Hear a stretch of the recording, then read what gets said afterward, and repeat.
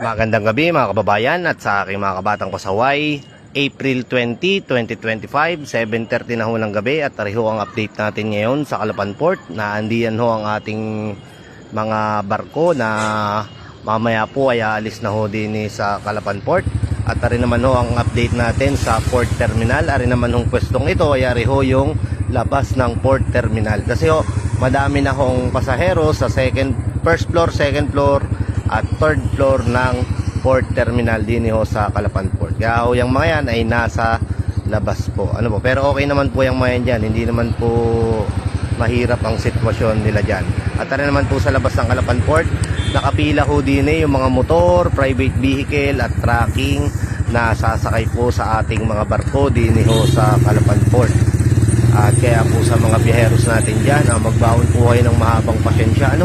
Talagang normal lang po talaga ito sa atin tuwing peak season. Magbaon po kayo ng mahabang pasensya at tubig. Dahil sobrang init po din sa Oriental Mindoro. At kayo ay mag-iingat.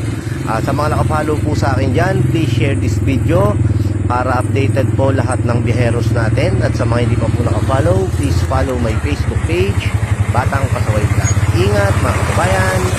God bless.